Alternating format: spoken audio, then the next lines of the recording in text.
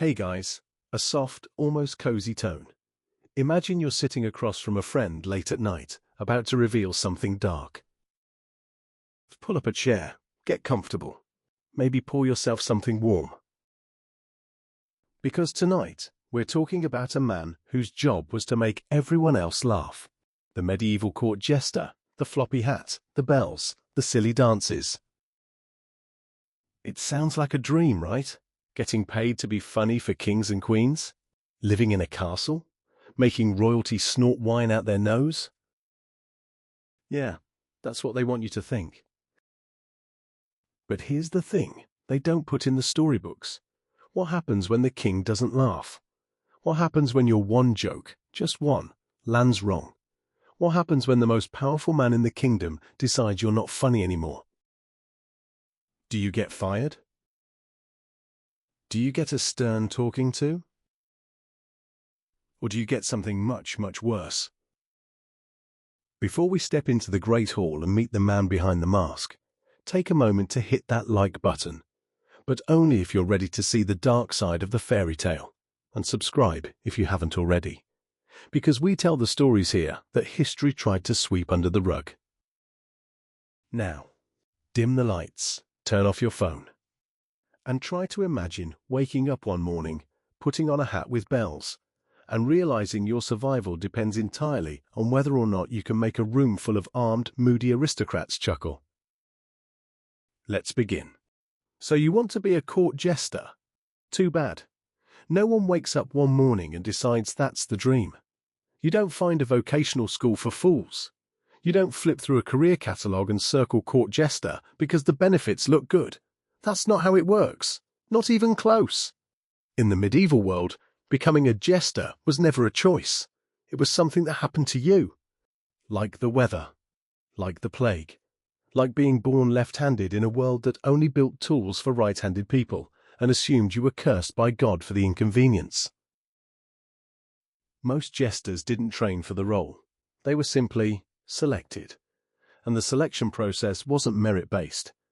You weren't chosen because you were the funniest person in the village, or because your juggling act drew crowds at the harvest fair. No. You were chosen because someone important looked at you and saw something useful. Something amusing. Something too off. Maybe you were born with a limp that made you walk crooked. Maybe your spine curved just enough to make you shorter than everyone else. Maybe your voice sat unnaturally high, or your face held an expression that people couldn't quite read. Maybe you were just strange. Quiet in a way that made others uncomfortable, or quick in a way that made others nervous. Whatever it was, someone noticed, someone pointed, and someone said, "That one, he's funny, let's keep him." And just like that, you were no longer a person. You were a project. Sometimes it started with a single moment, a single joke. Maybe you were serving ale at a feast and muttered something under your breath about the Baron's ridiculous hat. Someone overheard. They laughed. The Baron laughed too, because he was in a good mood and the comment stung just enough to be clever without crossing the line. The next morning, you weren't back in the fields. You weren't scrubbing pots in the kitchen. You were standing in the great hall, blinking in the torchlight, while someone handed you a ridiculous tunic and a hat with bells and explained your new duties with a shrug. "Make them laugh," they said. "That's the job. Don't mess it up." Other times, you didn't even get that much warning. You were simply purchased. Because yes, jesters were bought and sold like livestock. Lords collected them the way they collected exotic birds or oversized goblets. If you were particularly witty or particularly odd-looking, you might find yourself wrapped in parchment and gifted to another court like a party favor with a pulse. "Happy birthday, cousin. Here's a fool. He does tricks." Stop. You didn't apply to be a jester. You didn't interview. You didn't negotiate salary or discuss working conditions. You were chosen the way a chicken gets chosen for the stew pot, suddenly, without consultation, and with absolutely no say in the matter. And from that moment forward, your life was no longer your own. You were the designated laugh dispenser, the court's emotional support oddity, dragged out during feasts, summoned during tense political meetings, paraded like a mascot when foreign diplomats came calling. You couldn't say no. You couldn't walk away. Not unless you wanted to return to the peasant hut you came from, assuming it was still there, assuming anyone remembered you, or worse, get mistaken for a vagrant and end up in the stocks. Because in the medieval world, a man without a job, without land, without a clear purpose, wasn't just unemployed. He was suspicious. He was asking for trouble. He was a problem to be solved, usually with chains. So yes, in theory, you're an entertainer. In reality, you're a high-pressure, low-pay, full-time joke machine, kept on retainer by people who can have you whipped for bad timing. You didn't choose the bells. The bells chose you. And there's no returning them. So the bells chose you. That part is done. The tunic fits poorly. The hat makes you look ridiculous. And you've officially been added to the castle inventory like a piece of furniture that tells jokes. But here's the thing. Nobody mentions when they're handing you the costume. The performance doesn't start when you're summoned to the Great Hall. It doesn't begin when the feast begins or when the king gestures for you to do something funny. The performance started the moment you put on the outfit, and it will not stop. Not ever. Being a court jester isn't a job you clock into. There's no time card. No break room. No quiet corner where you can take off the mask and just exist for a few minutes as yourself. Because here's the terrifying truth they don't put in the storybooks. In the medieval court, you don't just wear the costume, you become it. And the costume never sleeps. You live among the nobles. Not with them, but among them. Your sleeping quarters, if you can call them that, are tucked somewhere near the kitchens or crammed into a spare closet that used to hold brooms. Just close enough to the action that you can be fetched at any moment. Just far enough to remind you that you're not important, and fetched you will be. At midnight, because the king can't sleep and wants a laugh.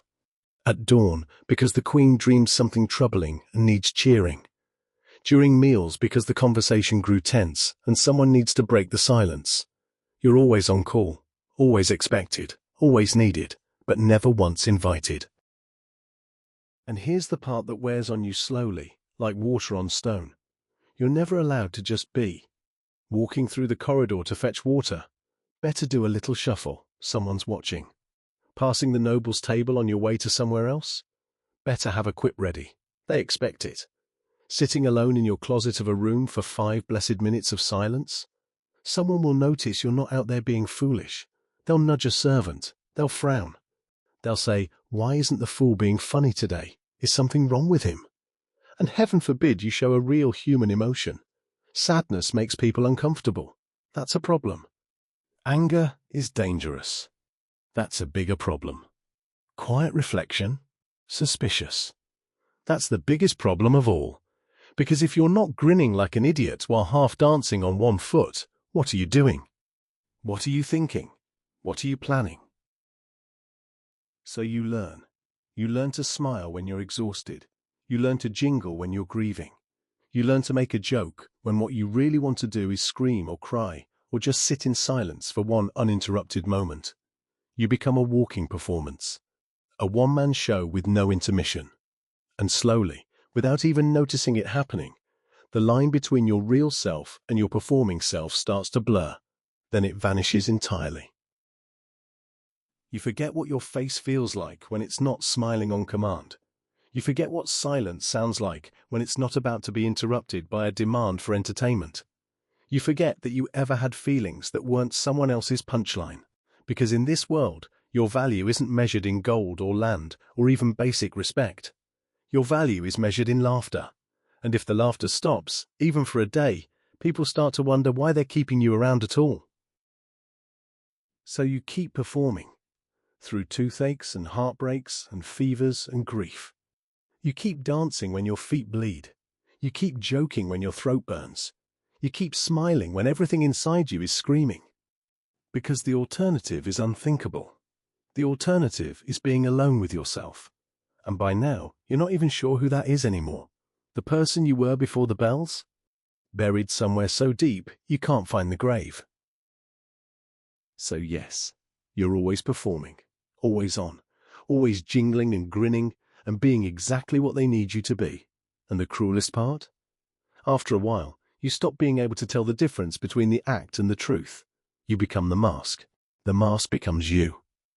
And somewhere in that dark, lonely corridor between the kitchen and the great hall, the person you used to be just fades away. No funeral, no mourning, just silence.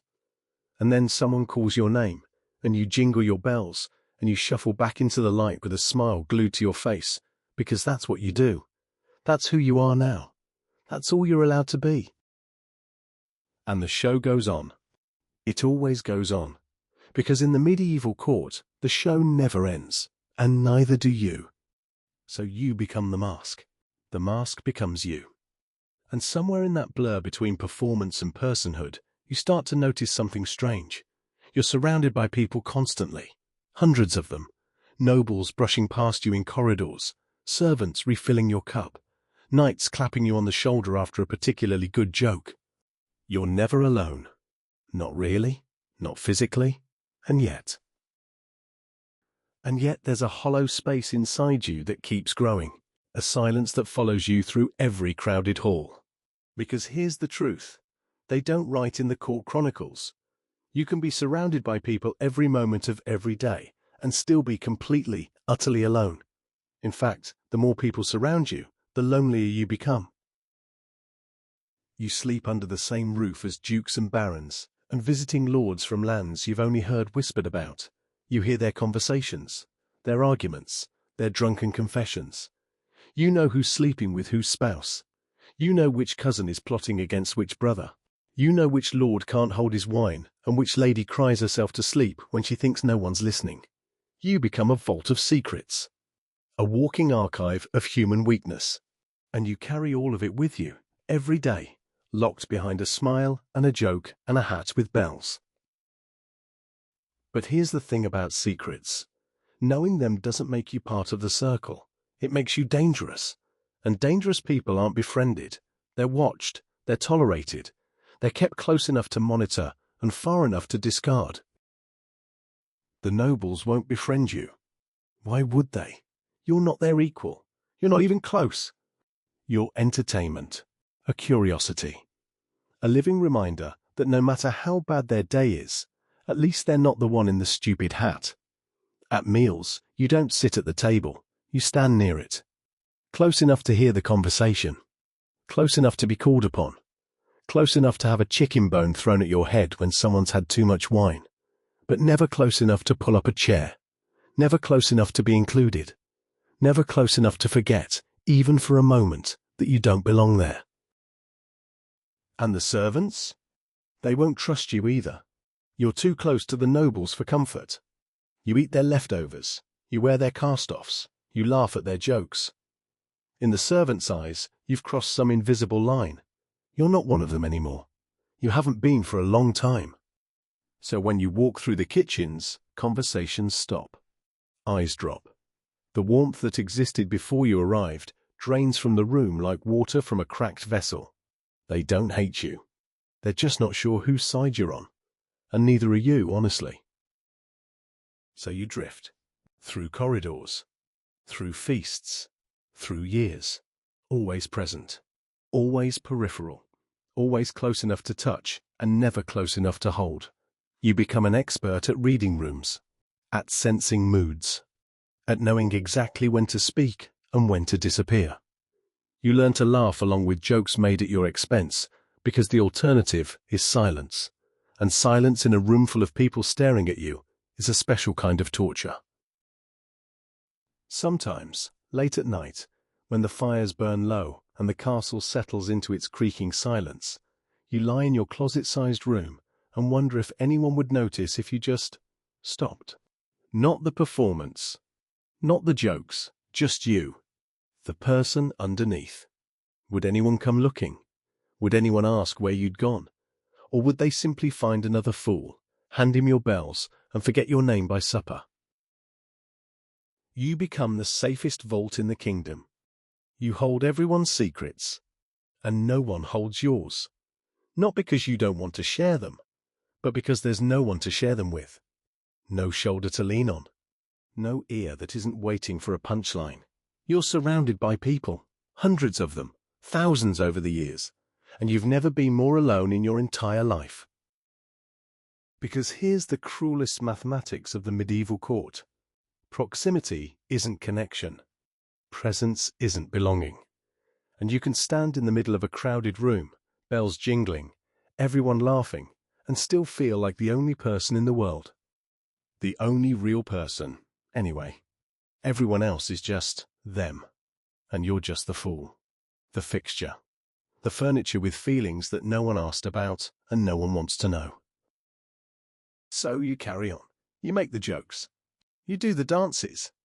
You laugh when they laugh at you, because what else can you do?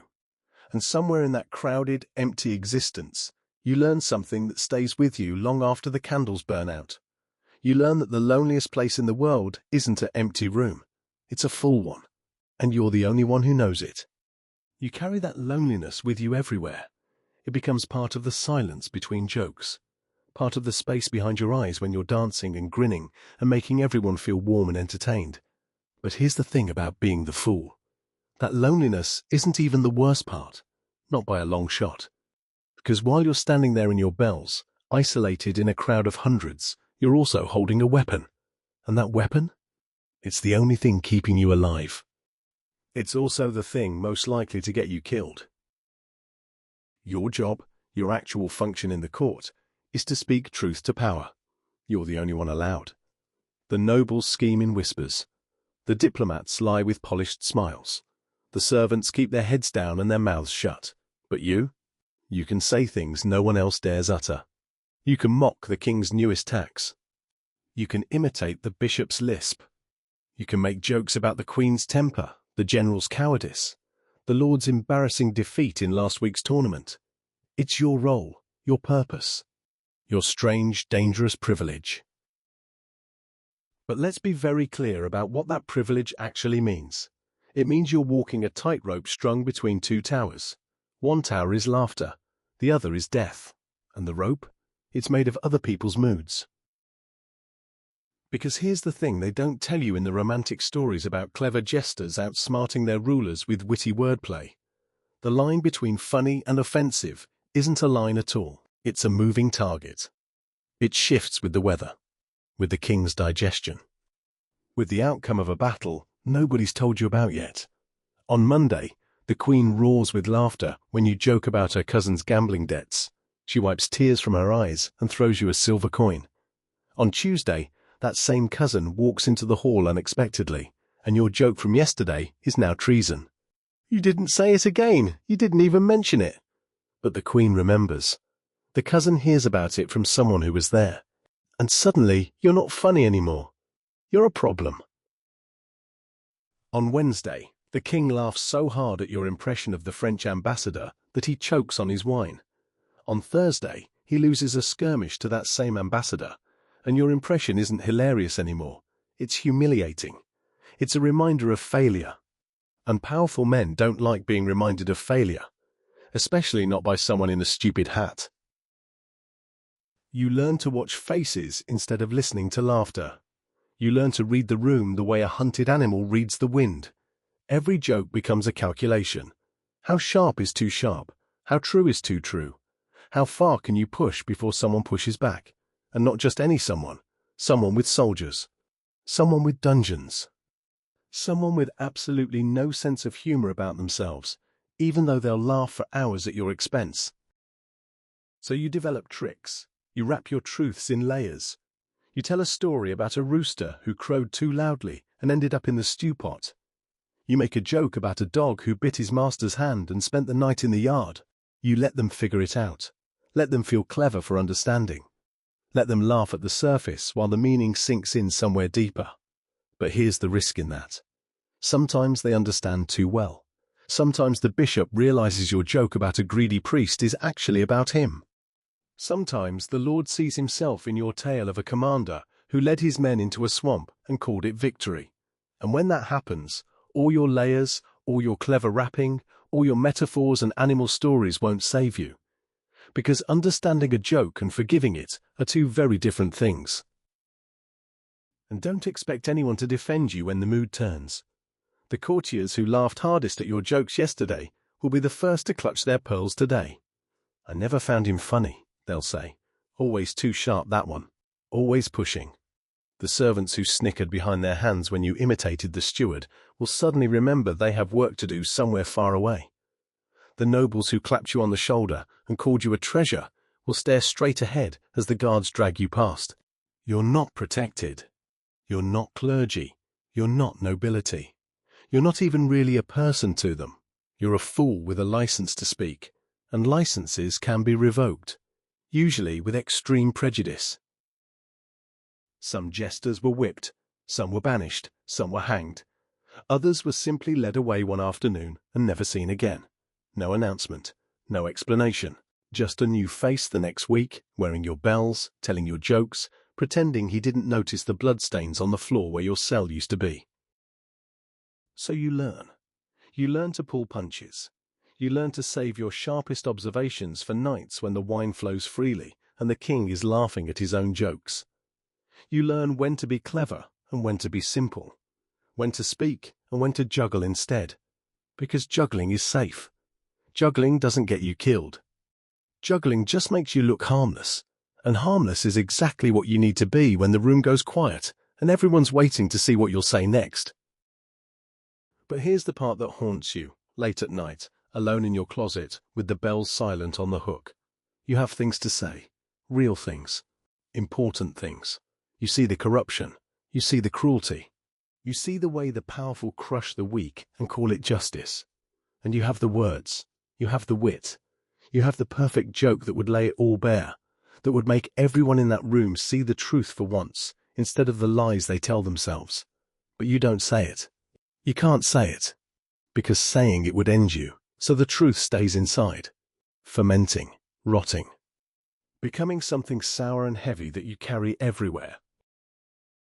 And the one thing you're supposed to be, the one thing that makes you valuable, the one thing that separates you from the furniture, the truth, the honesty, the courage to say what no one else will say, it becomes the very thing you can't afford to offer. Not fully, not really, because courage is expensive, and in the medieval court, the currency is always paid in flesh. So you tell your little jokes, your safe jokes, your clever but not too clever observations that make everyone chuckle without making anyone squirm. And somewhere inside, the real fool isn't the one in the bells. The real fool is the one who thought he could speak truth to power and survive. The real fool is you, for believing the license meant anything at all, for thinking the laughter would protect you when the moment came, for forgetting, even for an instant, that in a room full of people who can kill you for a badly timed punchline, the only safe joke is the one you never tell. You learn to pull your punches. You learn to swallow the truth and serve something safer instead. You learn to juggle when you want to scream, to dance when you want to point, to grin when you want to burn the whole castle down with nothing but the words stuck in your throat. And you keep doing it. Day after day, year after year. Because the alternative is unthinkable. Because the alternative is silence of a different kind. Because the alternative is a cell or a noose or a shallow grave outside the city walls where they bury people like you. People who forgot their place. People who pushed too far. People who thought the license to speak actually meant something. And here's the thing about surviving, about pulling your punches and swallowing your truths and doing the safe joke instead of the real one. You start to wonder after a while if any of it mattered, if any of it was worth it. If the person you were before the bells would even recognize the person you've become.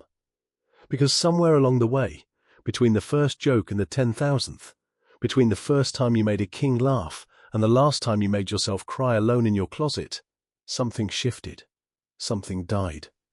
And you're not sure what it was or when it happened or if you even noticed at the time. You spend your entire life making other people feel something, laughter, joy, relief from the crushing weight of their own existence. You fill great halls with sound. You make kings forget their worries and queens forget their grievances. You give the court something it desperately needs, a release valve.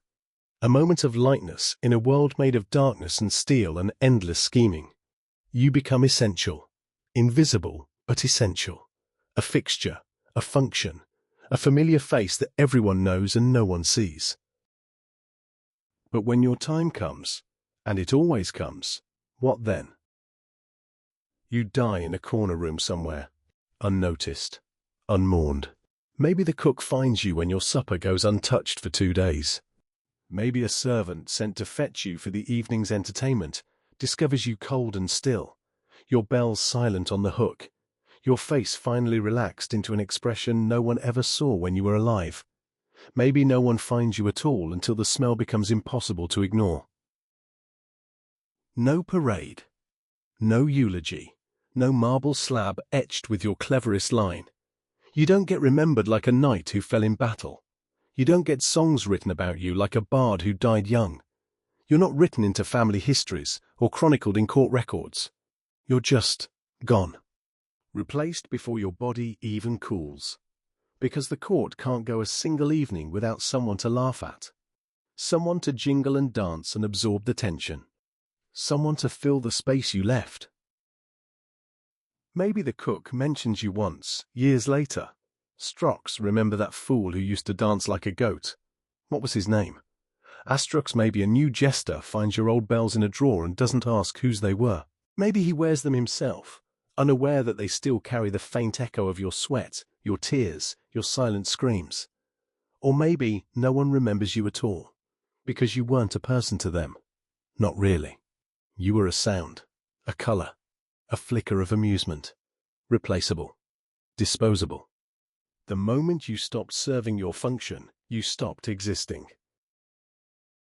And here's the cruelest irony of your entire existence. The very thing that made you valuable, your ability to disappear behind a joke, to become the mask so completely that no one could see the person underneath, is the same thing that ensures you're forgotten. You made yourself transparent so they could see themselves reflected. You made yourself nothing so they could feel like something. And in the end, nothing is exactly what you become. You never marry. You never have children. You never own land or build a name or leave anything behind that proves you were here. You make everyone else feel important, feel seen, feel remembered. But you leave no legacy of your own, no heir to carry your name. No marker to say here lies someone who lived and laughed and suffered and tried. Just absence, just silence, just the faintest echo of bells that no one can quite place. Even your grave, if you're lucky enough to get one, sits outside the churchyard, because fools weren't considered holy enough for consecrated ground. Too many jokes, not enough prayers, too much laughter, not enough fear of God. So you're buried with the unbaptized, the suicides, the ones the church couldn't quite forgive. In death, as in life, you're separate, other, not quite belonging anywhere. You lived for their laughter. You measured your worth in their joy. Every chuckle was validation. Every roar of approval was proof that you mattered, that you had a place, that you weren't just furniture with a pulse. But laughter is fleeting. It echoes once and fades. It leaves no mark on the world. No monument, no memory that outlasts the moment. And when you're gone, the halls grow quiet until the next fool arrives, juggling for applause, telling your jokes, wearing your bells, dying your death. So yes, your life brought others cheer. You made kings forget their worries and lords drop their pride. You gave the court something priceless, escape. But when your candle finally burns out, there's no crowd, no fanfare, no grateful subjects lining up to pay their respects, just silence, just absence. Just the quiet continuation of a world that never really needed you, only needed what you provided. And maybe, just maybe, if the wind blows right through an empty corridor on a cold winter night, someone hears a faint jingle. They pause, they listen, they wonder, and then they shrug and move on, because there's supper to eat and wine to drink and a new fool to laugh at. They never knew you. They never really saw you. They never will. But you knew them. You saw all of them, their secrets, their fears, their hidden tears and silent cruelties. You carried their truth like a wound that never heals. And now you carry it into the ground with you, because there was never anyone to give it to, never anyone who asked, never anyone who cared what the fool thought about anything at all. The bells are silent now. The jokes are over. The laughter faded long ago. And somewhere in the dark, cold earth outside the city walls, a fool lies forgotten. Not because he wasn't brilliant, not because he wasn't brave, but because in a world that only sees the mask, the person underneath never really existed at all.